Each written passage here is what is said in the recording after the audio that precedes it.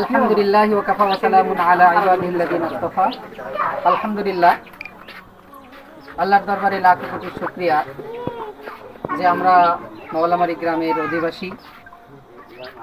আমাদের গ্রামের যে স্বেচ্ছাসেবকদের চিত্র আমরা এখানে দেখছি, বর্তমান বাংলাদেশের বন্যা দুর্গতদের জন্য আমরা যে ত্রাণ তোলার জন্য আমরা একত্রিত হয়েছিলাম এবং আমাদের পুরো গ্রামের এই মাথা থেকে ও মাথা, পূর্ব পাড়া থেকে পশ্চিম, পশ্চিম পাড়া থেকে পূর্ব পাড়া, দুই দিক দিয়ে আমরা টাকা এবং চাউল যে যা পারে দিয়েছে।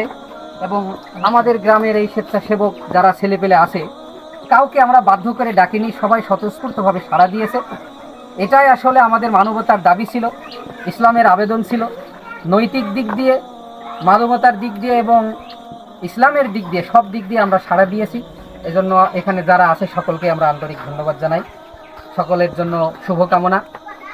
এবং আমরা অত্যন্ত ভারাক্রান্ত হৃদয়ে জানাচ্ছি যে সারা বাংলাদেশের যে 8টি জেলা এবং আরও বাড়তে পারে, ভয়াবহ চিত্র, ভয়াবহ অবস্থা। এই চিত্রগুলো কেউ যদি দেখে, স্বাভাবিকভাবেই মানব হৃদয় স্থির থাকতে পারে না।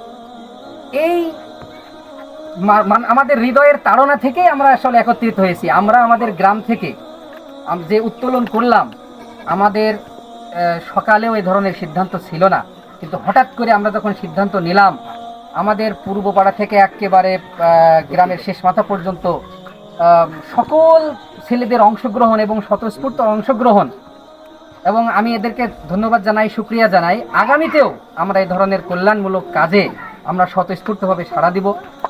আল্লাহ রাসূল সাল্লাল্লাহু আলাইহি ওয়াসাল্লাম বলেছেন যে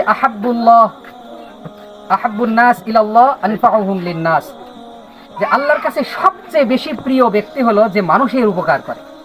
তো আমরা এই যে মানবতার কল্যাণের জন্য আমরা আগামীতেও এভাবে স্বতঃস্ফূর্তভাবে সাড়া দেব, আলহামদুলিল্লাহ।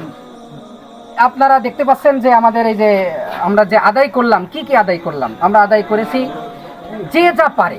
যে যা পারে বলতে আমাদের দুইটা জিনিস আদায় হয়েছে, এক নগদ অর্থ দিয়েছে, আর হলো চাউল।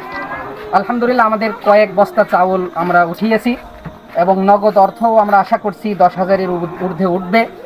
এবং এই ভিডিও আমরা আমাদের গ্রুপে, বিশেষ করে একতা বন্ধন যে আমাদের গ্রুপ আছে, যুব সংগঠন, আরও মনিজহা গ্রুপে আমরা আপলোড দেব। যারা দেশে আছেন, দূরে আছেন অথবা বিদেশে আছেন, সকলের কাছে অনুরোধ, আপনারা যদি সবাই একটু সহযোগিতা করেন, আমরা বিশ্বস্ত সূত্র আমাদের গ্রামের কৃতি সন্তান মাওলানা ইমদাদুল হকের মাধ্যমে আমরা আসুন্নাহ ফাউন্ডেশনে এটা পৌঁছে দেওয়ার ব্যবস্থা করবো ইনশাআল্লাহ।